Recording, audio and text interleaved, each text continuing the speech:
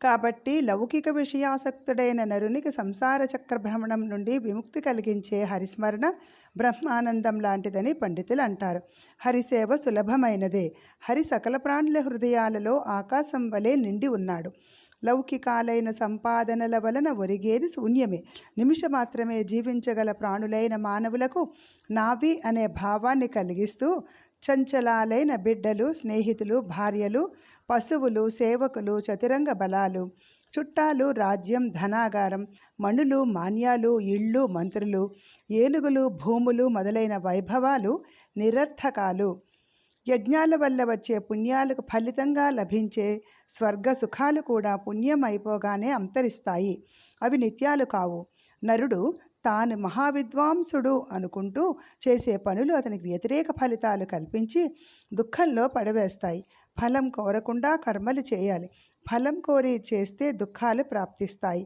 మానవుడు దేహం కోసమై భోగాలు కోరుకుంటాడు. దేహం క్షణ భంగురం నరునకు తోడుగా వచ్చేది కాదు. మరణానంతరం అది కుక్కల నక్కల పాలవుతుంది.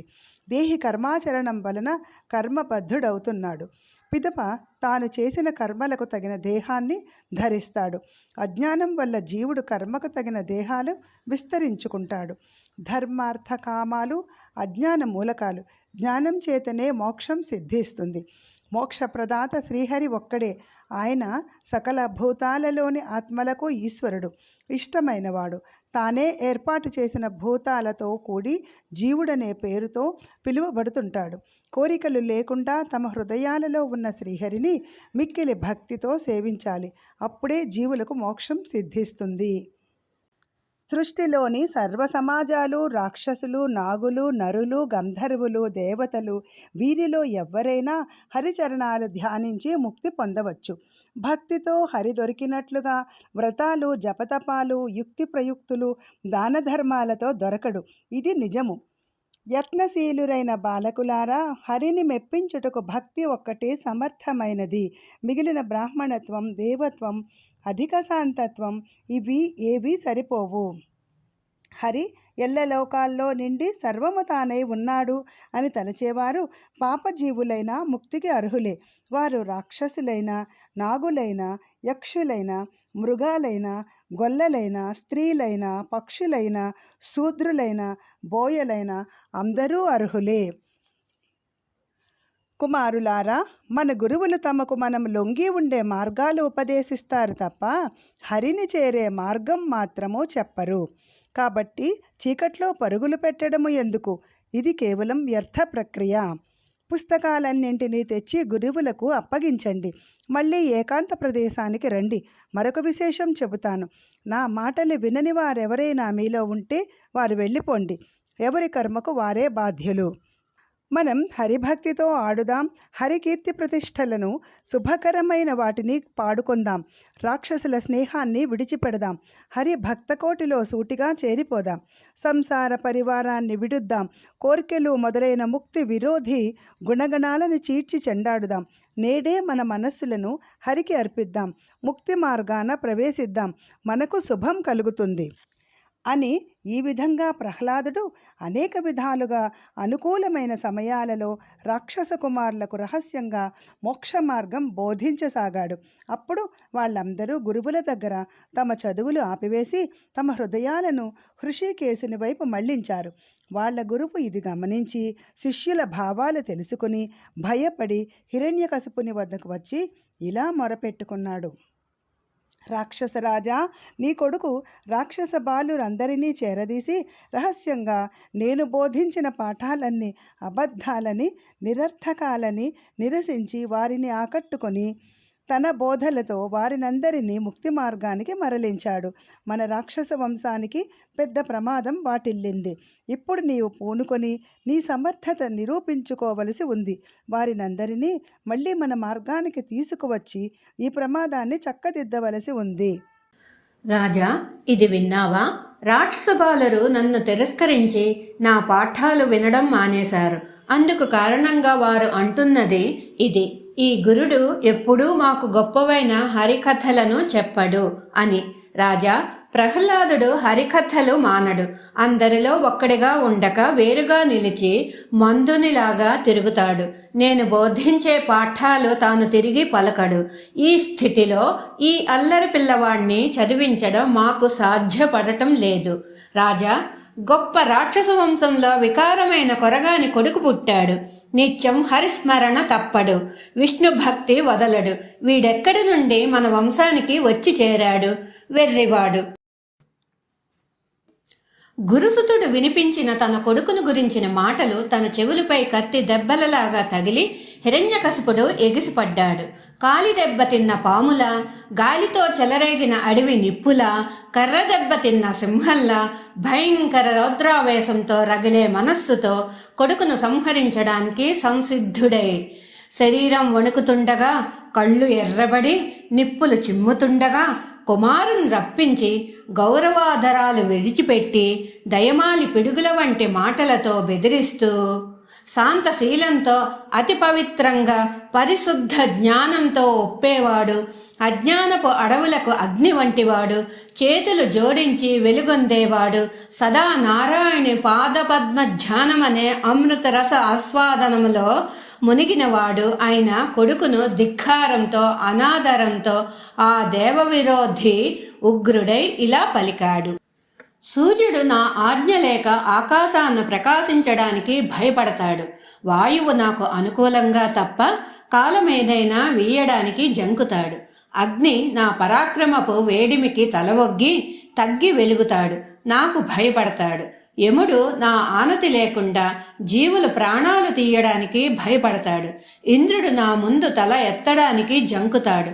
సురలు, కిన్నెరలు మొదలైన దేవగణం అందరూ నాకు భయపడేవారే. ఒరే తుంటరి, నీవు ఒక్కడవు మాత్రం నాకు ఎందుకు భయపడవు?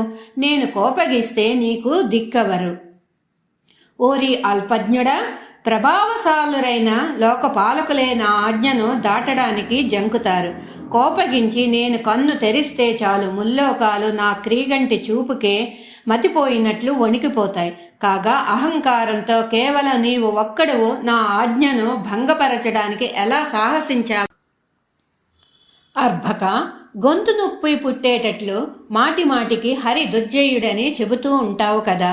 అదే నిజమై ఉంటే నేను అమరావతిపై దండెత్తి దేవతలందరినీ నరికి శిక్షిస్తూ ఉంటే ఆ యుద్ధరంగానికి జంకకుండా వచ్చి తన వారిని రక్షించుకోవద్దా? మరి రాలేదెందుకు? గురువు చెప్పని మోక్షాన్ని గురించి బాలురకు నేర్పి దానిలో వారికి ఆసక్తి కలిగించి నీ వదరుబోతుతనాన్ని ప్రదర్శించావు. మన వంశద్రోహి అయిన హరిని పొగిడి నా వంశాచారాన్ని బూడిద చేశావు. ఇటువంటి హీనుని నిన్ను చంపడం ఉత్తమ కార్యం. అందువల్ల నిన్ను చంపి నా వంశాన్ని దోషరహితం చేస్తాను. ఓరి అర్భక, అన్ని దిక్కులు జయించాను. దేవేంద్రుడు మొదలు దిక్పాలకులు అందరూ రక్షణ కరువే నన్నొక్కనినే దిక్కని సేవిస్తున్నారు. నేను ఇతరులలాగా సేనలతో దండెత్తిగాక నా ఒక్కని శౌర్యంతోనే మహాబలుల ఎందరినో ఎదర్చి జయించాను. అట్టి నాకు ప్రత్యర్థివై ఏ బలంతో మాట్లాడుతున్నావురా? తండ్రి ఈ విధంగా గద్దిస్తే కొడుకు మెల్లగా అనుకోవతో ఇలా అన్నాడు. రాక్షసరాజా, లోకంలో గల అందరికీ బలవంతులకు బలహీనులకు ఎవడు బలమో, నీకు నాకు బ్రహ్మ మొదలైన వారికి సకల ప్రాణులకు ఎవడు బలమో అట్టి ప్రభుడే నాకు బలం. వాడే నాకు శక్తి ప్రదాత. ఓ మహాత్మా, దిక్కులు కాలంతో పాటుగా ఏర్పడ్డాయి కాబట్టి దిక్కు లేకపోవడం అనేది లేదు. ఈ దిక్కులకు మూలమైనవాడు ఎవడో, దిక్కులేని వారికి దిక్కైనవాడు ఎవడో వాడే నాకు దిక్కు. కాలస్వరూపుడైన ఈశ్వరుడు తనకు సహజ సిద్ధమైన శక్తితో వినోదాత్మకంగా లీలా విశేషంగా అన్ని లోకాలు సృష్టిస్తాడు, పోషిస్తాడు, ఖండిస్తాడు. అతడు మార్పు లేనివాడు, అన్నింటా ఉన్నాడు. నీవు నీ మనస్సున సమభావంతో ఉండు. దారి తప్పి ప్రవర్తించే మనస్సు కంటే వేరే శత్రువులు ఎవరూ లేరు. నీకు నీ మనస్సు విరోధిగా కాక వశమైనదిగా చేసుకో. రాక్షస స్వభావం వదిలిపెట్టు. ప్రజలు నీ ఎదుట నీకు శుభకరమైన పలుకులు పలకడం లేదు. రాక్షసేశ్వర, క్షణంలో లోకాలన్నీ గెలిచావు నిజమే, కానీ నీ మనస్సును ఇంద్రియాలను మాత్రం గెలవలేకపోతున్నావు. నిన్ను కట్టిపడివేసే ఈ 6 శత్రులను అరిషడ్వర్గాన్ని గెలవలేకున్నావు. ఈ ఆరుగురును జయిస్తే ఇక నీవు జయించవలసిన వారెవ్వరూ మిగలరు, విరోధి ఉండడు.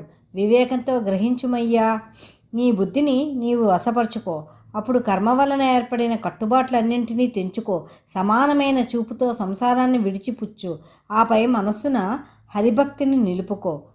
ప్రహ్లాదుని వచనానంతరం రాక్షసరాజైన అతని తండ్రి ఇలా అన్నాడు. చావుకి తెగించిన వాడివై చంపితే చేస్తానని అదరు బెదరు లేక పరుషవాక్యాలతో నన్ను పొడుస్తున్నావు. నా కోపాన్ని మరింత తీవ్రస్థాయికి ఎగదోస్తున్నావు. ఊరి దుర్బుద్ధి గలవాడా, నాతో వాదులాడుతావు. నాకంటే వేరుగా ప్రాణిలోకానికి జగన్నాథుడు సంపూర్ణ ప్రభావుడైన రాజు వేరొకడు లేడు. పూర్వం నా సోదరుని చంపినప్పుడు ఆ నారాయణుని కోసం పలు పర్యాయాలు ఈ విశ్వమంతా గాలించాను. వధించడానికి ఎక్కడా వాడి జాడలేదు. మరి ఈ విశ్వంలో వాడెక్కడుంటాడురా? బుద్ధి లేనివాడా? వాడు ఎక్కడ, ఎలా, ఏ రూపంతో ఉంటాడు? ఏ విధంగా వస్తాడు? వాడి వంటులాగా ఎక్కువగా వాగుతున్నావు. నిన్ను నీ విష్ణుని ఇద్దరినీ చంపేస్తాను. తండ్రి మాటలకు తనయుడు కోపగించుకోలేదు. ప్రహ్లాదుడు మనస్సున హరిని స్మరించి నమస్కరించి శరీరం గుగుర్పొడిచి విలసిల్లగా బాలలీలతో నాట్యం చేయడం మొదలుపెట్టి ఇట్లన్నాడు. తండ్రి, ఈశ్వరునికై ఇక్కడా అక్కడా వెతకవలసిన పని లేదు. అతడు సముద్రంలో ఉన్నాడు, గాలిలో ఉన్నాడు, ఆకాశంలో ఉన్నాడు, భూమిపైన ఉన్నాడు, నిప్పులో, దిక్కులలో, పగళ్లలో, రాత్రులలో, సూర్యునిలో, చంద్రునిలో ఉన్నాడు, ఓంకారంలో, బ్రహ్మవిష్ణు మహేశ్వరులనే త్రిమూర్తులలో, స్త్రీ పుం నపుంసక రూపములైన సమస్త వస్తుజాలంలో అంతటా ఉన్నాడు. రాజా, చక్కగా విను. హరి ఇక్కడ ఉన్నాడు, అక్కడ లేడు అనే సందేహం వద్దు. అతడు ఎక్కడెక్కడ వెతికితే అక్కడక్కడే ఉన్నాడు అని ఈ విధంగా ప్రహ్లాదుడు హరి సృష్టిలోని అన్ని ఆకారాలలో ఉన్నాడు అని అంటే హిరణ్యకశిపుడు తొందరపాటుతో లేడు లేడు అంటూ కొడుకును భయపెడుతున్నాడు. ఆ సమయాన విష్ణువు మాత్రం అన్ని చోట్ల స్థావర జంగమాల లోపల శ్రీనరసింహుని రూపంలో మిక్కిలి ప్రభావంతో కొలువై ఉన్నాడు.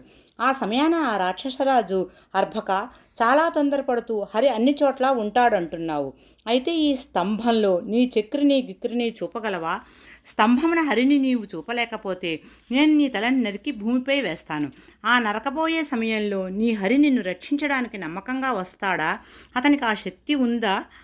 తండ్రి మాటకు కొడుకు బదులు పలికాడు. బ్రహ్మదేవుడు మొదలుకొని గడ్డి పరక వరకు ఎల్లెయడలా నిండి ఉండే ఆ ప్రౌఢుడు ఈ విశాల స్తంభంలో ఉండడా? స్తంభంలో ఉండి ఉంటాడనడానికి ఏ శంకా లేదు. నేడు అతడు తన స్వరూపంతో మాయ లేకుండా ప్రత్యక్షంగా కనబడగలడు అని ప్రహ్లాదుడు పలికాడు. వెంటనే హిరణ్యకశిపుడు గట్టిగా అరుస్తూ గబుక్కున సింహాసనం నుండి కిందికి ఉరికి ఒరలోనున్న ఖడ్గాన్ని పైకి తీసి జడిపిస్తూ భక్తశిఖామణి అయిన ప్రహ్లాదుడిని ధిక్కరిస్తూ, వినరా మూర్ఖుడా, అర్భకుడా, గొప్పగా హరి సర్వవ్యాపి అని అంటావు.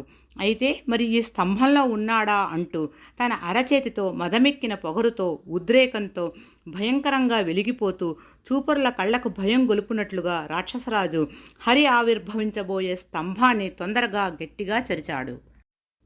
ఈ విధంగా రాక్షసరాజు వైరం కారణంగా రోషానికి లోనై ఆ క్రోధాగ్నిలో వినయ విజ్ఞానాలు కాలిపోగా చంచల మనస్కుడై తమోగుణం పైకొనగా హుంకరిస్తూ బాలుని ధిక్కరిస్తూ హరిని ఇందు చూపుమని మణిమయాలైన కడియాలు క్రైంకారం చేస్తూ ఉండగా దిగ్గజాల దంతాలను పగులగొట్టే శక్తిగల చేతితో సభామండప స్తంభం ఒక దానిని మోదాడు. ఆ స్తంభంపై వేటుపడిన వెంటనే 10 దిక్కులలో అగ్నికణాలు చిందిపడగా ఆ స్తంభం బ్రద్దలయింది. దాని నుండి వెలువడిన ధ్వనులు ప్రళయకాలం నాటి మేఘాల నుండి పుట్టే పిడుగుల పిండువలే ఎగసిపడి ఆకాశాన్నంతటినీ నింపి స్థలం చాలక బ్రహ్మాండాన్ని మొత్తం కదిలించి వేసింది. దానితో బ్రహ్మ మొదలు ఎల్లదేవతలు సకల చరాచర ప్రకృతి చెలించిపోగా బ్రహ్మాండమనే గంగాళమే పగిలి దాని నుండి నృసింహదేవుడు ఆవిర్భవించాడు. అతడు వికసించిన తామరల జంట వంటి పాదాలతో వాటిలోని చక్రం, ధనుస్సు, నాగలిలోనైన శుభరేఖలతో సుందరంగా ఉన్నాడు. అతని పాదం భూమిని సోకగానే దాని భారం వహించే దిగ్గజాలు, ఆదిశేషుడు, కులపర్వతాలు, ఆదికూర్మం ఆ అధిక భారానికి వంగిపోయాయి. అతడి తొడలు అమృత సముద్రం నుండి పుట్టిన ఐరావతపు తొండాల వలె ఘనంగా సుందరంగా ఉన్నాయి. అతని నడుము ఘణఘణమని ధ్వనించే గజ్జలతో అలరారే వడ్డాణంతో పీతాంబర శోభితమై ఉంది. దేవగంగా ప్రవాహాన గల సుడి వంటి సుందరమగు లోతైన తామరపుష్పం గల నాభిరంధ్రం కలవాడు. అతని నడుము కేవలం పిడికిట ఇమిడేదిగా సన్నగా శోభిస్తుంది. అతడు కులపర్వతపు చర్యవలే విశాలమైన వక్షస్థలంతో ఉన్నాడు. అతని గోళ్ళు రాక్షసేన ధైర్యమనే తీగను తెగ నరికే కొడవళ్ళు, రాక్షసరాజు వక్షస్థలమనే పొలం దున్నడానికి నాగళ్ళు. అయితే అవే శరణాగతుల నైన చకోరాలకు వెన్నెల వెలుగులు. అవి వజ్రాయుధమలే పదునైనవి కూడా.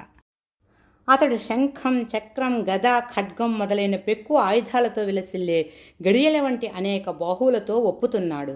అతని దేహం మీద మణిమయ మంజుల హారాలు, భుజకీర్తులు, కడియాలు, కిరీటం, మకరకుండలాలు కాంతులీనుతున్నాయి. అతని మెడ 3 ముడతలతో పర్వత శిఖర సమానమై సుందరంగా ఉంది. కోపావేశంతో వణికి అతని పెదవులు పారిజాతాల చిగుళ్ల వలె అరుణవర్ణ శోభితాలు. అతని కోరలు శరత్కాల మేఘాల మధ్య దగదగ మెరిసే మెరుపుతీగలు. అతని నాలుక ప్రళయకాలాన సృష్టిని కబళించడానికి ప్రళయాగ్ని నుండి ఎగసిపడే జ్వాలామాలిక. అతని నోరు, ముక్కు రంధ్రాలు మేరుమందర పర్వతాల గుహల అంతర్భాగాలు. అతని ముక్కు నుండి విడలే ఊర్పులు సప్త సాగర జలాలను మరిగిస్తున్నాయి. అతని కన్నులు తూర్పు కొండపై వెలుగొందే సూర్యమండలంతో సమానమైన వెలుగు లేనుతున్నాయి. అతని క్రీగంటి చూపులు, వాటి నుండి బయల్వెడలే నిప్పు కణాలు ఆకాశాన గల నక్షత్ర మండలాలను నిరోధిస్తున్నాయి. అతని కనుబొమలు హరివిల్లు వలె వంగి సుందరంగా భాసించగా అతని ముఖం భయంకరంగానూ అతి సుందరంగానూ ఉన్నది. అతని చెవులు నిశ్చలంగా ఎత్తుగా ఉన్నాయి. అతని జూలు మందర పర్వతపు మదన తీవ్రత వలన ఎగసిపడే పాలసముద్రపు తరగల తుంపురుల వలె మనోహరంగా ఉన్నాయి. అతని వెంట్రుకలు చంద్రకిరణాల వలె తెల్లగా ఉన్నాయి. అతని గర్జన దిగ్గజాల చెవుల రంధ్రాలను హోరెత్తిస్తున్నాయి. శ్వేతపర్వతం వంటి పొడవైన మిరుమిట్లు గొలిపే శరీరం అతనిది. అతని దేహం నుండి వెలువడే తెల్లని కాంతిపుంజాలు శత్రురాక్షస సమూహాల గర్వమనే చీకటిని పారదోలుతున్నాయి. అతడు ప్రహ్లాదుణ్ణి రక్షించడానికి, హిరణ్యకశిపుని శిక్షించడానికి కారణమైన ప్రహ్లాదుని యందు కరుణరసంతోనూ హిరణ్యకశిపుని యందు వీరరసంతోనూ ప్రకాశిస్తున్నాడు. ఇంతటి ప్రభావం గల నృసింహస్వామి ఆవిర్భవించాడు. చూస్తుంటే ఆ ఆకారం కేవలం నరునిది కాదు, అట్లని సింహానిది కాదు. రెండూ మేళవించి ఉన్నాయి. వాస్తవంగా ఇది విష్ణుమాయ కల్పితం. ప్రహ్లాదుడు తెగించి అన్న మాటలను ధైర్యంగా నిరూపించడానికై విష్ణువు తన సర్వగతత్వాన్ని రుజువుపరుచుటకై ఈ స్తంభంలో స్థిరంగా ప్రదర్శించడానికి, ఆ విధంగా నన్ను దండించడానికి వచ్చి ఉన్నాడు. నాకు చావు తప్పదు. అయినా నా సొంపు, నా పెంపు కనబడేటట్లు అందరి ముందు నేను శత్రువును ఎదిరించి పోరాడుతాను అని తలపోస్తూ హిరణ్యకశిపుడు నీరుగారిపోని మనోధైర్యం తెచ్చుకున్నాడు. గదను ఎత్తిపట్టుకుని తొట్రుపాటుతో గంభీరమైన మృగరాజును సమీపించే మదగజంలాగా హిరణ్యకశిపుడు నృసింహ భగవానునికి ఎదురు నడిచాడు. భగభగమండే దావారణం ముందు మిణుగురు పురుగులాగా నృసింహుని కాంతి ముందు హిరణ్యకశిపుడు వెలవెలపోయాడు. ఆ సమయంలో ఆ రక్కసుడు ఇది చేయదగింది, ఇది చేయకూడదన్న విచక్షణను కోల్పోయాడు. రాజులలో శ్రేష్ఠుడా ధర్మరాజా, పూర్వకాలాన ప్రళయకాలం చివరిలో బ్రహ్మాండ భాండమంతటా చీకటి ఆవరించే నిరోధకంగా ఉండినది. విష్ణువు లోకసృష్టి చేయబోతూ దానిని మృంగి తాను సత్వగుణకాంతికి నిలయమై నిలువుగా తామసుల నైపుణ్యం భగ్నమై నశించింది. విష్ణువు ఎదుట రాక్షసులు నిలువగలరా? కాంతి ముందు చీకటి ఉండగలదా? దానవవీరుడు తన భయంకరమైన గదాదండం గిరిగిరా త్రిప్పి నరసింహస్వామిపై విసిరాడు. వెంటనే ఆ స్వామి గరుత్మంతుడు సర్పాన్ని ఒడిసి పట్టినట్లుగా రాక్షసరాజును పట్టుకున్నాడు. దానవేంద్రుడు ఎగిరిపడి ఇటూ అటు గింజుకొని కోపంతో చాకచక్యంతో బలం పుంజుకొని పట్టు తప్పించుకున్నాడు. అధైర్యం చెందకుండా గరుత్మంతుని పట్టు తప్పించుకున్న సర్పరాజులాగా ఎగిరి పడుతూ చిందులు త్రొక్కుతూ పోరాడసాగాడు. తన భుజబలం ముందు నరసింహుడు లొంగిపోతాడులే అనుకుని రాక్షసేశ్వరుడు కలత పడకుండా విజృంభిస్తూ అతి నిపుణంగా తన పరాక్రమాన్ని ప్రదర్శిస్తున్నాడు. ఆకాశంలో దట్టమైన నల్లని మేఘాల మాటున నక్కి నక్కి చూస్తూ దేవతలు వీడు లొంగేటట్లు లేడు, మన జీవితాలకు ముప్పు తప్పేటట్లు లేదు అని దిగాలుపడి ఆలోచనలు చేస్తున్నారు. ఆ రాక్షసుణ్ణి రహస్యంగా చూస్తూనే ఉన్నారు. హిరణ్యకశిపుడు యుద్ధ విద్యాతంత్రాలు ప్రదర్శిస్తూ చిత్ర విచిత్ర గతులలో కవచధారియే ఖడ్గచాలనం చేస్తూ భూమి ఆకాశాలంతటా తానే పరిభ్రమిస్తున్నాడు. నేర్పుగా దూకుతున్నాడు, రకరకాలుగా తప్పించుకుంటున్నాడు, తారసిల్లుతున్నాడు. భయం పుట్టించే ముఖంతో ఆకాశంలో తిరిగే డేగలాగా ఎగిరిపడుతున్న రాక్షసుని అహంకారాన్ని సహింపక ఆగ్రహించాడు నరసింహస్వామి. రాజా, తన నోట వెల్వడే అగ్నిజ్వాలలు భూమి ఆకాశాలు వ్యాపించగా తన కోరకాంతుల తీక్ష్ణతకు రాక్షసుని కళ్ళు చూపు కోల్పోగా తన జూలి యొక్క వేగాతిశయానికి ఆకాశం మేఘాలు ముక్కలై చెదిరిపోగా తన చేతి గోళ్లకాంతులు లయకాలపు మేఘాల మెరుపువలే వ్యాప్తి చెందగా నరసింహుడు కేసరములు విదిల్చి గర్జించి చూచి కనుబొమ్మలు ముడివేసి కోపగించి నాలుక చాచి ఎగిరి చేతితో రాక్షసుని ఒడుపుగా పట్టుకున్నాడు. రాజా, పాము ఎలుకను పట్టినట్లుగా నరసింహుడు రాక్షసుని అవలీలగా పట్టుకోగా అతడు ప్రాణభయంతో కలవరపడినాడు. సజ్జనులైన భక్తకోటి దోషాలు తుడిచేవాడు, ఎగసిపడే వాడిగల నాల్క గలవాడు, మహావేగవంతుడు అయిన నరసింహునకు రాక్షసుడు లొంగిపోయాడు. అంతలో నృసింహుడు ఆగ్రహోదగ్రుడై వజ్ర కఠోరదేహుణ్ణి, నిరంతర ఉత్సాహశీలిని, ఇంద్రయమ అగ్నులకు కూడా భీకరమైన వాణ్ణి, గొప్ప భుజాలతో స్వవంశానికి ప్రతిష్ఠ కల్పించిన రాక్షసుడైన హిరణ్యకశిపుణ్ణి తన తొడలపై చేర్చి గరుత్మంతుడు పామును చీల్చినట్లుగా చీల్చాడు. నృసింహదేవుడు ప్రకాశిస్తున్న తన గోళ్లతో రాక్షసుని పద్మాకారపు గుండెను చీల్చి రక్తాన్ని భూమిపై కార్చాడు. అతని కఠిన నాడులను త్రెంచి విశాల వక్షాన్ని భగ్నం చేశాడు. అతని మాంసాన్ని ముక్కలుగా నరికాడు. అతని ప్రేవులను తన మెడలో హారాలుగా ధరించాడు. ఆపై తన చేష్టలకు గర్వించాడు. నృసింహుని వాడి గోళ్లు అతి విచిత్రంగా రాక్షసుని రొమ్ము అనే తలుపును పగల కొట్టేటప్పుడు మంచి గండ్ర గొడ్డళ్లలాగా, అతని గుండె అనే తామరను చీల్చేటప్పుడు గుణపాలలాగా, అతని ధమనుల గుంపును ఛేదించేటప్పుడు మంచి కొడవళ్లలాగా, కడుపులోని ప్రేవుల వరసలను త్రెంచేటప్పుడు రంపములలాగా ఉపకరించాయి. రాక్షసుని ఆయుధాలతో చంపక తన వాడి అయిన గోళ్లతో చీల్చి చెండాడాడు. రాక్షసుడు ఆయుధాలతో చావడు కదా, వరప్రభావము అది. ఆ నరకేసరి నఖాలు శరణాగత సాధుజనులకు ప్రాణ సఖాలు. అవి రాక్షసనాథుని శరీరాన్ని చీల్చివేశాయి. దేవతల ముఖాలను వికసింపచేశాయి. గొప్ప కాంతులతో అగ్ని శిఖలను సైతం జయించాయి. ఆ విధంగా బ్రహ్మదేవుడు ఇచ్చిన వరాలకు భంగం కలగకుండా కేవలం నరరూపం కానీ మృగరూపం కానీ కానటువంటి నరసింహ రూపంతో రాత్రి కానీ పగలు కానీ కానట్టి సంధ్యా సమయంలో లోపల కానీ వెలుపల కానీ కానటువంటి సభాభవనపు గడప మీద ఆకాశం కానీ భూమి కానీ కానట్టి తన ఊరు ప్రదేశంలో ప్రాణం ఉన్నవి కానీ ప్రాణం లేనివి కానీ గోళ్లతో సంహరించాడు. అలా ఉగ్ర నరసింహస్వామి ముల్లోకాలకు గుండెల్లో గాలంలా తయారైన ఆ రాక్షస రాజు హిరణ్యకశిపుడిని చంపాడు. అప్పుడు ఆయన మిక్కిలి ఉగ్ర స్వరూపంతో దావానల జ్వాలలా దర్శనమిచ్చాడు. అతి భయంకరంగా ఉన్న ముఖంతో నాగేంద్రుని నాలుకలాగా మాటిమాటికి బయటకు వచ్చి చలిస్తున్న భీకరమైన నాలుకతో, నెత్తురుతో తడిసి ఎర్రబారిన మెడ జూలుతో భయంకరంగా ఆ దానవరాజు ప్రేగులు కంఠమాలికలుగా వేసుకున్న మెడతో ఆ ఉగ్ర నరసింహుడు దర్శనమిచ్చాడు. ఆ దేవుడు ఆ దానవుని హృదయ కమలం చీల్చి వేసి మద గజేంద్రుడి కుంభస్థలం చీల్చి చెండాడిన సింహరాజులాగా విరాజిల్లుతున్నాడు. రక్తంతో తడిసిన ఆయన గోళ్ళు సంధ్యారాగ రంజిత చంద్రరేఖల వలె ప్రకాశిస్తున్నాయి. ఆ రూపం చూసిన రాక్షస వీరులు కోపాలు పట్టలేక వివిధ ఆయుధాలతో ఆ రాక్షసాంతకుని మీదకి దండెత్తి వచ్చారు. అలా వచ్చిన పెక్కువేల రక్కసులను వచ్చిన వారిని వచ్చినట్లే చక్రాది ఆయుధాలతో ఒక్కడిని కూడా వదలకుండా వధించాడు ఆ ఉగ్రకేసరి. ఆ విధంగా రాక్షస సంహారం కానిచ్చి యుద్ధం పరిసమాప్తి చేశాడు. ఇంకా ఆ ఉగ్ర నరసింహస్వామి ఆగ్రహం తగ్గలేదు. ఆ చూపులు భయం కలిగిస్తున్నాయి. భీకరమైన ముఖంతో ఊగిపోతున్నాడు. చూడడానికి కానీ పలకరించడానికి కానీ చాలక అక్కడున్న వాళ్ళందరూ భయభ్రాంతులై తత్తరపడుతుండగా ఆ భీకర నరకేసరి ఆ సభాభవనంలో సింహాసనంపై ఆసీనుడయ్యాడు. ధర్మరాజా, దేవతలు, చారణులు, విద్యాధరులు, గరుడులు, నాగులు, యక్షులు, సిద్ధులు మొదలైన వారిలో ఏ ఒక్కరు కూడా ఆ సమయంలో ఆ ఉగ్ర నరకేసరి దరిదాపులకు వెళ్ళడానికి సాహసించలేక భయకంపితులవుతున్నారు. ఓ మహారాజా, నరసింహరూపుని విజయోత్కర్షం చూసిన దేవకాంతలు ఆదర ఆనందాతిరేకాలతో పూలవానలు కురిపించారు. ఆనందంతో ఉత్సవాలు చేసుకున్నారు. ఆ సమయంలో ఆకాశంలో అనేకమైన దేవతా విమానాలు తిరిగాయి. గంధర్వ గానాలు వీణుల విందు చేశాయి. అప్సరసల నాట్యాలు కన్నుల పండువ చేశాయి. దివ్యమైన కాహళ భేరీ మురజ మున్నగు మంగళ వాయిద్యాలు అనేకం వినపడ్డాయి. సునందుడు, కుముదుడు మొదలైన దేవతలు, శ్రీహరి పార్శ్వచరులు, పరమేశ్వరుడు, బ్రహ్మదేవుడు, మహేంద్రుడు మొదలైన దేవతలు, కిన్నెరలు, కింపురుషాదులు, నాగులు, సిద్ధులు, సాధ్యులు, గరుడులు, గంధర్వులు, చారణులు, విద్యాధరులు, ప్రజాపతులు అందరూ ఆ ఉగ్ర నరకేసరిని దర్శించాలనే కుతూహలంతో విచ్చేశారు. అసంఖ్యాత కష్టాల సాగరమైన సంసారాన్ని తరింపచేసేవాడు. నరులను భక్షించే రాక్షస జాతిలో మదించిన ఏనుగు అంత బలిష్ఠుడైన ఆ హిరణ్య కశిపుడిని సింహ పరాక్రమంతో హరింపచేసినవాడు అయిన ఆ నరసింహావతారుడిని తమ కమలాల వంటి చేతులు రెంటినీ జోడించి శిరస్సున చేర్చి దూరం నుంచే భక్తితో నమస్కరించారు. ఆ సమయంలో అలా నమస్కరించిన దేవతలు అందరూ ఎవరికి వారు వివిధ రీతులలో స్తుతించారు. వారిలో పద్మం ఆసనంగా కలిగిన బ్రహ్మదేవుడు ఇలా సన్నుతించాడు.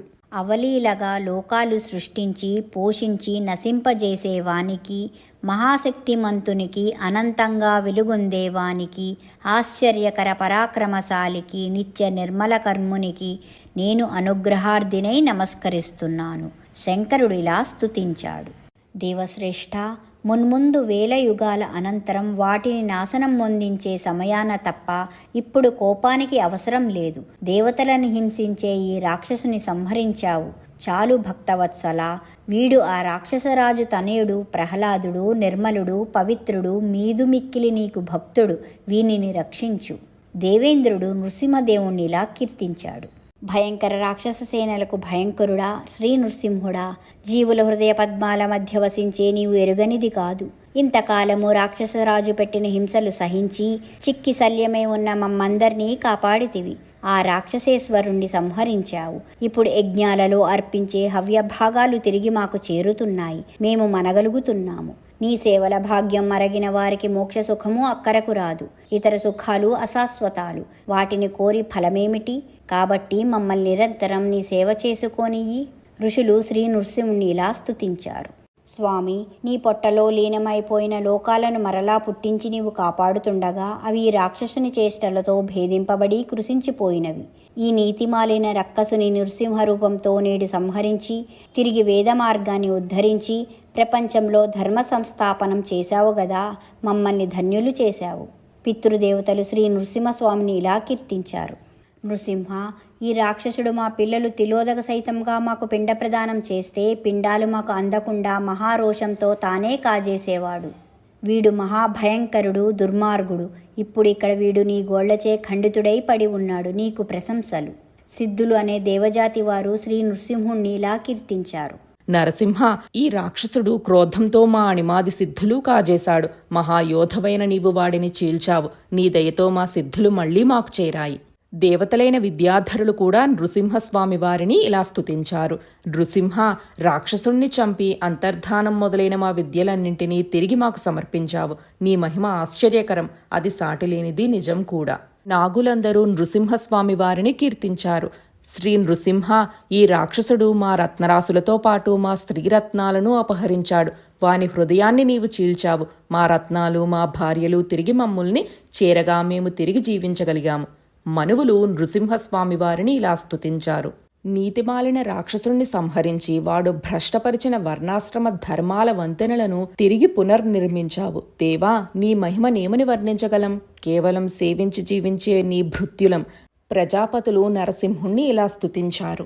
జగత్క్షేమానికై అవతరించిన నృసింహ, నీవు మమ్మల్ని ప్రజాసృష్టి కోసం సృష్టించావు. అయితే మేము ఇంతకాలం ఈ రాక్షసుణ్ణి ఆజ్ఞాబద్ధులమై మా పని నిర్వహించక నిలిచి ఉన్నాము. ఇకపై మేము మా కార్యం నిస్సంకోచంగా నిర్వహిస్తాము. ఎందుకంటే నీవు ఈ దుర్జనుని వక్షస్థలాన్ని చీల్చి చంపావు గదా. గంధర్వులు నృసింహుణ్ణి ఈ విధంగా స్తుతించారు. రాక్షసుని కొలువులో మేము రేయింపగళ్ళు విశ్రాంతి లేక నాట్యం చేశాం, సంగీతం వినిపించాం. అయితే ఆ దుష్టుడు మమ్మెప్పుడూ దయతలచలేదు, పైగా హింసించాడు. నీ వల్లనే ఆ దుర్మార్గుడు యముణ్ణి చేరాడు. అలాంటి దురాత్మలకు క్షేమమెక్కడిది? శ్రీ నృసింహుణ్ణి చారణులు ఇలా కీర్తించారు. ఈశ్వర, ఈ రాక్షసుడు ప్రజాహృదయాలకు బల్లెం వంటివాడు. దేవేంద్ర శత్రువు. నేడు నీ చేత తెగిపడ్డాడు. పుట్టుక అనే రోగానికి మందైన నీ పాదాల జంటను ఆశ్రయించి జీవిస్తాం. యక్షులు నరసింహస్వామిని ఈ విధంగా కీర్తించారు. లోకనాయక, స్వర్గలోక ప్రధానుడా, 24 తత్వాలను శాసించేవాడా, మేము నీ భటులం. మాకు ఎక్కడా భంగము భ్రంశమూ లేవు. ఇట్టి మాపై అధిరోహించి ఈ రాక్షసుడు ఏ సంకోచమూ లేక 4 దిక్కుల సంచారం చేసేవాడు. మమ్ముల్ని తన వాహనాలుగా వాడుకొన్నాడు.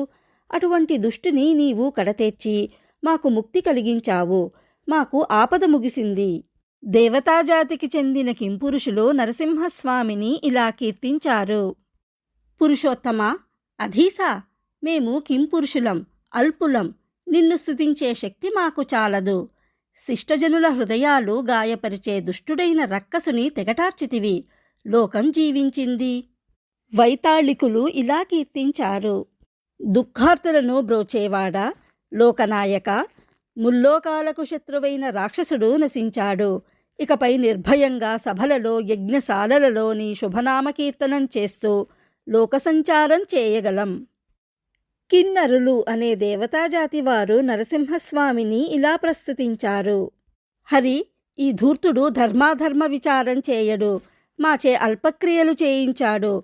దురాత్ముడు దుష్కర్ముడు అయిన వీనిని హతమార్చావు. ఎంతో సంతోషం గలవారమై నీ సేవలో తరిస్తాము స్వామి. విష్ణు సేవకులు నరసింహస్వామిని ఇలా సన్నుతించారు. దేవా, బ్రాహ్మణ శాపవచనం వల్ల క్రూర రాక్షసుడైన వీడిని వధించటం వీడికి కీడు చేసినట్లు కాదు. నీవు వీడిపై దయనే చూపావు. నిన్ను చేరుకోవాలంటే భక్తి మార్గం కంటే వైర మార్గం వాంఛనీయం. ఎందుకంటే భక్తితో కంటే వైరంతో నిన్ను త్వరగా అందుకోవచ్చు. నీ స్వరూపం ఈ అవతారంలో నరుని సింహపు ఆకారాల కలయికతో ఎంతో ఆశ్చర్యకరంగా ఉంది. అందరూ ఆపద నుండి విముక్తులయ్యారు. ఈ విధంగా బ్రహ్మ మొదలు సాధ్యుల వరకు దేవతలలోని ఎల్లతెగలవారు వివిధంగా వినుతించినా ఆ నృసింహదేవుని క్రోధం చల్లారలేదు. వీరందరూ ఆ దేవుని సమీపించడానికి వెరచి దూరంగా నిలిచారు.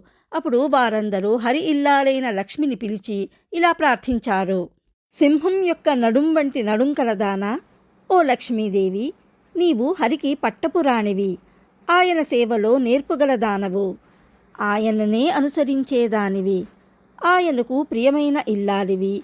కావున నీవు నరసింహుని సమీపించి క్రోధాన్ని తగ్గించాలి.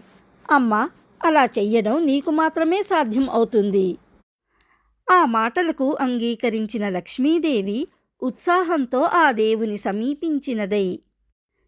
ఇతని మోము ప్రళయకాలంలోని సూర్యగోళం వలె ఉన్నది కాని నిండు చంద్రుని పోలేది కాదు. ఇతని చూపు అగ్నిజ్వాలల గుంపు వేడిని తలపిస్తుందే కాని కరుణతో వెలిగిపోవడం లేదు. ఇతనిలో వీర రౌద్ర రస తీవ్రత ఉంది కాని కృపారసం కనిపించదు. ఈతని ముఖాన భయంకర దంశల వెలుగులున్నాయి కాని చిరునగువులతో పద్మం వలె ఈ మోము వెలగడం లేదు.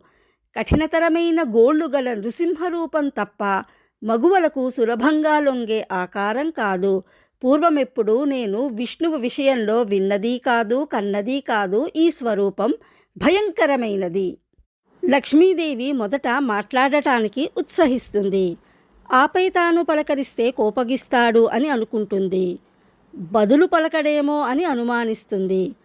అతని ఎడ ఆమెకు చనువుతో పాటు భయము పుష్కలంగా ఉంది. కాగా ఏమీ చేయక నిలిచి ఉన్నది. పద్మజ అయిన లక్ష్మీదేవి నరసింహుని రూపాన్ని చూచి సందేహించింది. ఆ స్వామి శాంతించిన తర్వాతనే దగ్గరికి వెళ్ళాలని అనుకుంటుండగా బ్రహ్మదేవుడు నరసింహుని క్రోధాన్ని తగ్గించటానికి ఇతరులకు సాధ్యం కాదని తలుస్తూ ప్రహ్లాదుని దగ్గరికి వెళ్ళి ఇలా పలికాడు. నాయనా, హరి నీ తండ్రి మూలంగానే తన భీకరాకారంతో తీవ్రతను ఇంకా వదలడం లేదు. నీవు మెల్లగా అతనిని చేరి చల్లబరిచి మాపై దయచూపు. బ్రహ్మదేవుని మాటలను స్వీకరించిన ప్రహ్లాదుడు చేతులు జోడించి అలాగే చేస్తానంటూ మెల్లగా అధిక వినయ విధేయతలతో పాటుగా తెలివితేటలను గలగలిపి నృసింహదేవుని సన్నిధికి వెళ్ళి సాష్టాంగ నమస్కారం చేయగా ఆ దేవుడు ఆ బాలుని చూచి నరసింహమూర్తి మనస్సులో కరుణారసం ఉప్పొంగింది. బాలుణ్ణి దగ్గరకు పిలిచాడు. మిక్కిలి వాత్సల్యంతో అతన్ని చూస్తూ కాలసర్పభూతాన్ని తొలగించేది, నిత్యము శుభాలు కలిగించేది అయిన తన హస్తంతో ప్రహ్లాదుని శిరస్సును ఆప్యాయంగా నిమిరాడు. ఈ విధంగా తన తలనంటిన హరిచేయి వల్ల భయము తొలగి పులకించిపోయి ఉప్పొంగి పొరలే ఆనంద బాష్పాలతో గద్గద స్వరంతో వినయ వివేక విభూషితుడైన ప్రహ్లాదుడు ఏకాగ్రచిత్తుడయి భక్తికి లొంగి చేతులు జోడించి నృసింహ భగవానుణ్ణి ఈ విధంగా స్తుతించాడు. నిన్ను దేవతలు, మునీంద్రులు, బ్రహ్మ మొదలైన ప్రముఖులు ఏకాగ్రచిత్తులై బహుధా ఆలోచనలు చేసి కూడా శాంతం స్తుతించజాలరట. ఇక నేనేమో రాక్షస కుమారుణ్ణి, గర్వాద్రిక్తుణ్ణి, మందమతిని అయిన బాలుడిని కనుక నిన్ను ఏమని ఎట్లు స్తుతించగలను? ఈశ్వర, నీవు తృప్తి చెందాలంటే నరుని తపస్సు, జాతి, చదువు, అందచందాలు, నేర్పు, ప్రతాప పరాక్రమాలు, నియమనిష్టలు, ప్రజ్ఞాపాటవాలు, జపహోమాలు ఇవేవీ చాలవు. నిన్ను సంతుష్టిని చేయాలంటే ఆ గజరాజు వలె కేవలం భక్తి పరవసత్వంతోడి శరణు వేడడమొక్కటే మార్గం.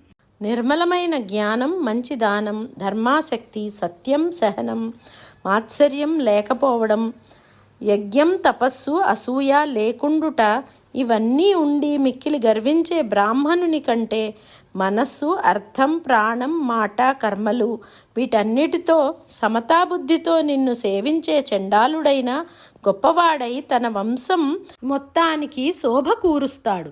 భగవంతుడు అజ్ఞాని చేసిన పూజలు స్వీకరించడు. దయామయుడు అవడం చేత స్వీకరించినా స్వీకరిస్తాడు. భగవంతుడు పరిపూర్ణుడు అవటం చేత మానవుడు చేసే పూజల వల్ల అతనికి ఎట్టి ప్రయోజనమూ లేదు. ఇది సత్యం.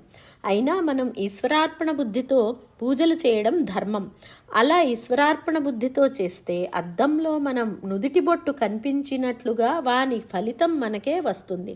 కాబట్టి గొప్ప బుద్ధితో భగవదార్చన చెయ్యాలి.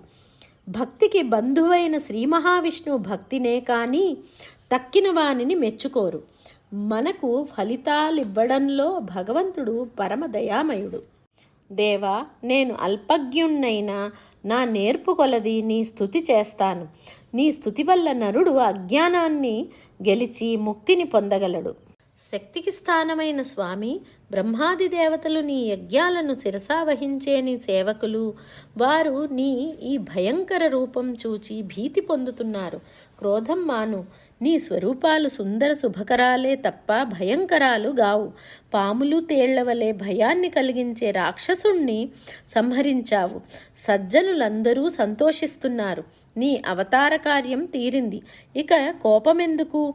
దోషాలను పోగొట్టి సంతోషాన్ని కలిగించే నిర్మలమూర్తివని లోకులు నిన్ను స్మరిస్తున్నారు. నీ నరసింహస్వరూపం వాడి అయిన కోరలతో, కనుబొమ్మలతో, జూలుతో, గోళ్లతో, భయంకర గర్జనలతో, ఎర్రని కేసరాలతో, పొడవైన పేగుల దండలతో, వెలిగే కన్నులతో చూచేవారికి భయంకరమే. కానీ నేను దానికి భయపడను. సంపూర్ణంగా క్రూరము, అడ్డగించడానికి, భరించటానికి వీలుగానిది అయిన సంసారమనే దావాగ్నికి భయపడుతున్నాను. కావున నన్ను దీని నుండి రక్షించి నీ కాళ్ల వద్ద ఆశ్రయమివ్వు. దేవా, జన్మజన్మల్లో సుఖానికి వియోగం, దుఃఖానికి సంయోగం కలుగుతూనే ఉంది. అందువల్ల నాకెప్పుడూ శోకమే ప్రాప్తిస్తూ ఉంది. ఆ శోకాగ్ని నన్ను నిలువునా కాల్చివేస్తూ ఉంది.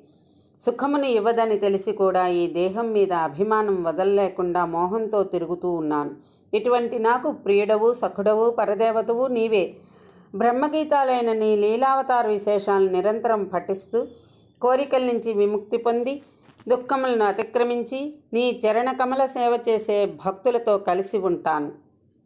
బాలుణ్ణి వాని తల్లిదండ్రులు, రోగిని వైద్యుడిచ్చే ఔషధము, సముద్రమగ్నుడైన వాణ్ణి నావా కాక మరెవరు రక్షిస్తారు? అలానే సంసార తాపతప్తులైన వాళ్లను నీవే కాపాడాలి. నీ చేత ఇంతకాలం ఉపేక్ష చేయబడ్డాను. ఇప్పటికైనా కరుణించు. నీవు తప్ప మరొకడు నన్ను ఉద్ధరించలేడు. జగత్తులో ఎవడు, ఏ కార్యం, ఎవరి ప్రేరణతో, ఏ ఇంద్రియాల వల్ల, దేనికోసం, ఎవరికి సంబంధించి, ఏ స్థలంలో, ఏ సమయంలో, ఏ రూపంలో, ఏ గుణం వల్ల నెరవేరుస్తాడో ఇహలోకంలో జనక భావానికి, పరలోకంలో బ్రహ్మభావానికి రూపాంతరం పొందించే ఆ వివిధ ప్రకారాలు నీవే. సమస్తము నీవే. నీవు నిత్యముక్తుడవు. నీవు సత్యరక్షకుడవు. నీ అంశమైన పురుషుల్లో నీ అనుగ్రహం వల్ల కాలప్రేరితము, కర్మమయము, బలయుతము, ప్రధానలింగము అయిన మనస్సును నీ మాయ సృష్టిస్తుంది. ఈ మనస్సు అవిద్యార్పిత వికారము, వేదోక్త కర్మ ప్రధానము, సంసార చక్రాత్మకము అయినది. ఇటువంటి ఈ మనస్సుతో నిన్ను సేవించకుండా తరించగల సమర్థుడు ఎవడూ లేడు. భగవాన్, నీవు విజ్ఞానం చేత బుద్ధి గుణమును జయించిన వాడవు. కార్యకారణ శక్తిని కాలం నీ వలనే వశం చేసుకుంటుంది. ఈ కాలం మాయతో కలిసి 16 విధములైన వికారాలతో కూడిన ఈ సంసార చక్రం నిర్మించి తిప్పుతూ ఉంటుంది. నేను ఈ సంసార దావానంలో పడి మాడిపోతున్నాను. లోక రక్షామణి, నన్ను రక్షించు. దేవా, లోకంలో జనులు దిక్పాలకుల సిరి సంపదలు, ఆయురారోగ్యాలు, వైభవాలు సత్యాలనుకొని వాటినే కోరుకుంటారు. కానీ ఇవన్నీ మా తండ్రి హిరణ్యకశిపుని రోషహాసాల్లో పుట్టిన భ్రూభంగంతో నాశనమయ్యేవే. అటువంటి బలవంతుణ్ణనుకునే వీరుణ్ణే నీవు నిమేషమాత్రంలో ఖండఖండాలుగా ఖండించి వేశావు. కనుక బ్రహ్మాది జీవుల జీవితాలు, సిరి సంపదలు శాశ్వతాలు కావు. ఇవి కాలరూపంలో మెదిలే విష్ణువు చేతిలో కనిపించకుండా నశించిపోతాయి. ఇవి నిలిచేవి కాదు. 1000 మాటలెందుకు స్వామి? నాకు ఇక ఏమీ వద్దు. నీ మీద నాకు కొంత భక్తి జ్ఞానం కుదిరి ఉంది కాబట్టి నేను సేవకుణ్ణై నిత్యం నిన్ను సేవిస్తాను. ఈశ్వర, ఎండమావులు వంటి సుఖాలు, భోగాలు ఇవే జీవిత పరమావధి అనుకుంటాడు మూర్ఖుడు. ఈతని దేహం దుఃఖభూయిష్టం, రోగగ్రస్తం. అయినా సరే విరక్తి పొందకుండా ప్రజ్వలించే కామాగ్నిలో పడి తప్పించిపోతూ ఉంటాడు. వాడు ఈ దుష్ట సౌఖ్య పరంపర దాటి ఏ ఒక్కనాటికి తీరమును చేరలేడు. విశ్వేశ్వర, నీ సన్నిధికి శ్రీలక్ష్మి వచ్చింది, మహేశ్వరుడు వచ్చాడు, విధాత విచ్చేశాడు. అయినా వాళ్ళల్లో ఏ ఒక్కరికి నీ దివ్యహస్తంతో అభయం ఇవ్వలేదు. నేనా బాలుణ్ణి, తామసగుణంతో కూడిన ధనుజ వంశంలో జన్మించిన వాణ్ణి, దైత్యుణ్ణి, అత్యంత రజోగుణ దూషితుణ్ణి. అటువంటి నా శిరస్సు మీద అపారమైన కృపతో నీ దివ్యహస్తం ఉంచి దీవించావంటే ఇది చాలా ఆశ్చర్యంగా ఉంది ప్రభు. మహాత్మా, ఉత్తములైన బ్రహ్మాదులందు, అధములమైన మాయందు ఏమాత్రం పక్షపాతం లేకుండా నీ సేవకులకు తగిన ఫలాన్ని ప్రసాదిస్తావు. కామితములను తీర్చటంలో నీవు కల్పవృక్షానివి కదా. మన్మధుడు విహరించే సంసార కూపంలో మధాంధులతో పాటు నేను పడవలసిన వాడను. నీ భక్తుడైన నారదుని ఉపదేశం వల్ల నీ కృపను పొందగలిగాను. నన్ను రక్షించి నా తండ్రిని శిక్షించడం నాపై పక్షపాతంతో కాదు. దుష్ట శిక్షణ, శిష్ట రక్షణం నీ సహజ గుణాలు. విశ్వమూర్తివి, విరాట్ స్వరూపానివి నీవే. నీవే త్రిగుణాత్మకమైన విశ్వాన్ని సృష్టిస్తావు, అందులో ప్రవేశిస్తావు. హేతురూపములైన గుణాలతో కూడి నీవే రక్షకుడిగా, శిక్షకుడిగా నానా రూపాలు ధరిస్తావు. నిత్యానిత్య కార్యకారణ సంబంధం కలిగిన ఈ విశ్వానికి మూల కారణం నీవే. నీ మాయ చేతనే వీడు, వాడు, నీవు, నేను అనే భ్రాంతి కలుగుతుంది. అంతేకాని ఈ విశ్వంలో నీవు తప్ప మరొకటి లేదు. విత్తనంలో అతి సూక్ష్మంగా వస్తుతత్వం నిక్షిప్తమైనట్లు, వృక్షంలో నీలాది వర్ణాలు దాగి ఉన్నట్లు, విశ్వం నీలోనే జన్మ, స్థితి, ప్రకాశ నాశనాలు పొందుతుంది. నీ చేత సృష్టింపబడిన ఈ విశ్వమును నీవే నీలోనే దాచుకుని ప్రళయకాలంలో సముద్ర మధ్యంలో శేషతల్పంపై క్రియారహితంగా శయనించి ఆత్మానందం అనుభవిస్తూ ఉంటావు. నిద్రపోతున్నట్లు యోగ నిమీలిత నేత్రుడివై ఉంటావు. కొంతకాలానికి స్వకీయమైన కాలమహిమ వల్ల నీవు ప్రకృతి ధర్మాలైన సత్వాది గుణాలను స్వీకరించి సమాధి చాలించి తేజరిల్లుతుంటావు. అటువంటి సమయంలోనే వటబీజం నుంచి మహావటవృక్షం వెలువడే విధంగా నీ నాభి నుంచి ముందుగా ఒక కమలం పుట్టింది. కమలంలోంచి చతుర్ముఖ బ్రహ్మ పుట్టాడు. 4 ముఖాలతో 4 వైపులా పరిశీలించాడు. కమలం తప్ప మరొక రూపం ఆయనకు కనిపించలేదు. ఆలోచించి జలాలలోకి వెళ్ళి 100 దివ్య సంవత్సరాలు వెతికి కూడా తన జన్మకు ప్రధాన కారణమైన నిన్ను దర్శించలేకపోయాడు.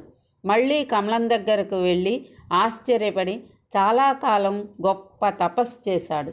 చివరకు పృథ్వీయందు గంధాన్ని కనుగొన్నట్లుగా తనలో నిన్ను చూడగలిగాడు. అప్పుడు నీవు సహస్రశీర్షుడవై, సహస్రాక్షుడవై, సహస్రవదనుడవై, పెక్కువేల నాసికలతో, పెక్కువేల వీణులతో, పెక్కువేల భుజాలతో, అనేకానేక కరచరణాదులతో ఒప్పుతూ ఉన్నావు. నానాలంకార భూషితుడవు, మాయామయుడవు, మహాలక్షణ లక్షితుడవు, స్వయం ప్రకాశకుడవు, దూరీకృత తమ్ముడవు, పురుషోత్తముడవు అయిన నీ విరాట్ స్వరూపాన్ని బ్రహ్మ దర్శించాడు. ఆ సమయంలో నీవు హయగ్రీవుడిగా వచ్చి మధుకైటభ రాక్షసులను మట్టుపెట్టి వేదాలను ఉద్ధరించి విధాతకు ఇచ్చావు.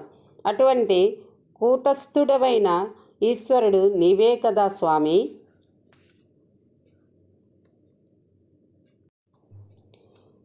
ఈ ప్రకారంగా కృతయుగ, త్రేతాయుగ, ద్వాపరయుగాల్లో తిర్యక్ మానవ ముని జలచర ఆకారాలను ధరించి అవతరించి లోకాలను ఉద్ధరిస్తూ హరిస్తూ యుగ ధర్మాలను ప్రతిష్ఠించి పరిపాలిస్తూ ఉంటావు. నరసింహదేవ, కామం, క్రోధం, హర్షం ఉన్నగు గుణాలతో నిండిన నీ చిత్తం నీ చింతన మార్గంలో ప్రవేశింపదు. మాధుర్యాది రుచులకు అలవాటు పడిన నాలుక నీ నామస్మరణామృతం రుచి చూడదు. కామినీ ముఖ దర్శనం కాంక్షించే కన్ను నీ దివ్య మంగళమూర్తిని చూడటానికి అంగీకరింపదు. రకరకాల దుర్భాషలు వినగోరే వీణులు నీ కథలు వినలేవు. దుర్వాసనలు ఆఘ్రాణించటానికి అలవాటు పడిన నాసిక వైష్ణవ ధర్మ సుగంధమును ఆఘ్రాణించలేదు. గృహస్థుణ్ణి సవతులంతా చుట్టుముట్టి బాధించినట్టుగా నిరంతరం పురుషుణ్ణి కర్మేంద్రియాలు బాధిస్తాయి. జీవుడు ఈ విధంగా ఇంద్రియజాలంలో చిక్కుపడిపోయి తన వారి ఎడల మిత్రత్వం, పరుల ఎడల శత్రుత్వం పాటిస్తూ ఉంటాడు. జనన మరణ వలయాల్లో తిరుగుతూ ఉంటాడు. ఇలా సంసార వైతరిణిలో మునిగిపోయింది లోకం. ఈ లోకంను ఉద్ధరించాలంటే జన్మ స్థితి లయకారకుడవైన నీకే సాధ్యం. అది నీ కర్తవ్యం కూడా. కరుణాంతరంగా నీ సేవకులము, ప్రియ భక్తులము అయిన మమ్ము ఉద్ధరించు. సర్వేశ్వర, నేను భగవంతుడవైన భవదీయ దివ్య సుగుణ కీర్తనమనే సుధను త్రాగాను. నా చిత్తం ఆ చింతనంతోనే నిండిపోయింది. నేను సంసారమనే దారుణ వైతరిణిని చూచి భయపడటం లేదు. కానీ భేదభావంతో నీ గుణకీర్తనకు విముఖులై మాయా సౌఖ్యాల్లో పడి దుర్గతి పొందే మూర్ఖులను చూచి బాధపడుతున్నాను.